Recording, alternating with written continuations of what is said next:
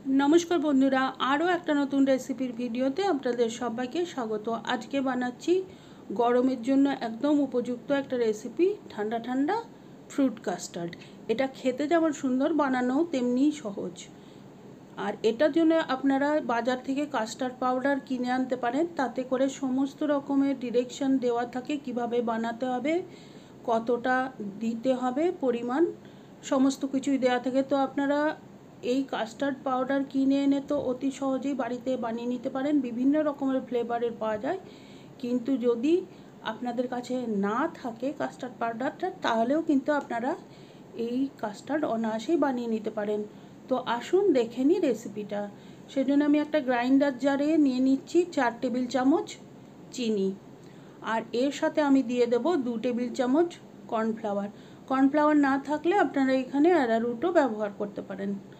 আর এর সাথে আমি দিয়ে দিচ্ছি সামান্য একটুখানি ভ্যানিলা এসেন্স 1/4 টিস্পুন মতো।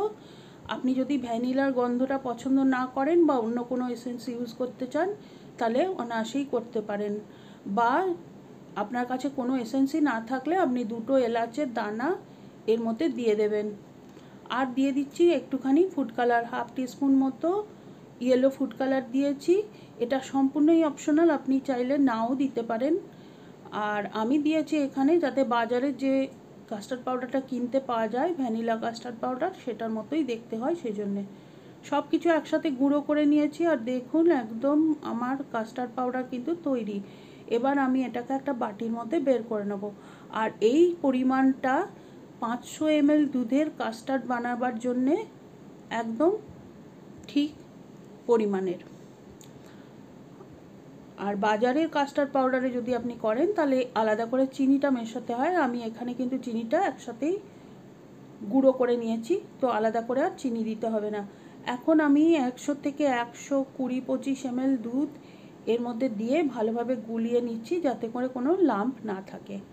আর 500 ml এর মধ্যে বাকি দুধটা মানে 375 ml মতো দুধ আমি এখানে প্যানে বসিয়ে দিয়েছি গরম হওয়ার জন্য। আর এটাকে আমি 5 মিনিট ভালোভাবে ফুটিয়ে নেব। তো ভালোভাবে বয়েল চলে এলে একটুখানি নেড়ে দিতে হবে। আর 5 মিনিট হয়ে গেলে আমি কাস্টার্ড পাউডারটা যে গুলে রেখেছিলাম ওটা আর একবার মিলিয়ে নেব, কেননা তা নইলে কিন্তু তলায় ওটা জমে যায় যেহেতু কর্নফ্লাওয়ার আছে। তো গুলিয়ে নিয়ে আমি অল্প অল্প করে দিতে থাকবো গরম দুধের মধ্যে, আর সমানেই নাড়তে থাকতে হবে, না হলে কিন্তু লাম্প হয়ে যাওয়ার চান্স আছে। তো সমস্তটাই দিয়ে দিয়েছি, আঁচ এখন ছিল লোতে, আর ভালোভাবে মিলিয়ে নিয়েছি। আর এখন দেখুন ধীরে ধীরে কিন্তু খুব তাড়াতাড়ি এটা ঘন হয়ে আসবে, সমানে নেড়ে নেড়ে যেতে হবে। আর এর মধ্যে আমি দিয়ে দিলাম 2 টিস্পুন মতো কাজু কুচি। নাটস আপনারা নিজেদের পছন্দ মতো দেবেন। আমি এখানে আরও দিয়েছি 2 টিস্পুন আমন্ড আর 2 টিস্পুন পেস্তা।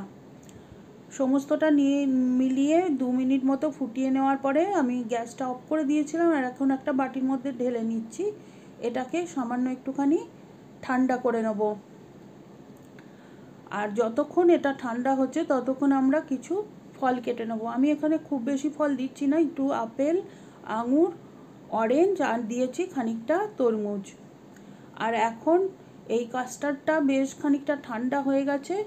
আমি যতগুলো ফল কেটেছিলাম তার মধ্যে অর্ধেক আমি কাস্টার্ডের মধ্যে মিশিয়ে দেব, আর বাকি অর্ধেক ওপরে সাজিয়ে দেব।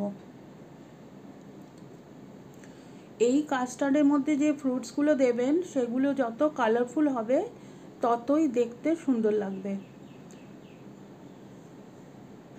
আর আমি তো এখানে ভ্যানিলা ফ্লেভারের করলাম, আপনি চাইলে যে কোনো ফ্লেভারের কাস্টার্ড এইভাবেই বানিয়ে নিতে পারেন। আর এখন দেখুন ওপরে আমি ফ্রুটসগুলো সাজিয়ে দিয়েছি, আর আমার কাস্টার্ড তৈরি। এখন ফ্রিজের মধ্যে ঘন্টা 2 রেখে দিয়ে আমি ঠান্ডা ঠান্ডা সার্ভ করব। এটা গরমের দিনে খুব সুন্দর একটা ডেজার্ট আইটেম, আর বানানো যে কতটা সহজ আপনারা দেখতেই পেলেন। বাড়িতে কাস্টার্ড পাউডার না থাকলেও আপনারা অনায়াসে এইভাবে বানিয়ে নিতে পারবেন। এমনকি অ্যারারুট বা কর্নফ্লাওয়ার না থাকলে আপনারা ময়দা বা চালের গুঁড়ো দিয়েও বানিয়ে নিতে পারেন, কিন্তু সেক্ষেত্রে একটুখানি গন্ধ থেকে যায় ময়দার বা চালের গুঁড়ো, যেটা কাস্টার্ড পাউডারে একদমই থাকে না। তো আপনারা আশা করি বাড়িতে অবশ্যই ট্রাই করবেন। কমেন্ট করে জানাবেন কেমন লাগলো, আর রেসিপিটা ভালো লাগলে Please like, share and subscribe my channel.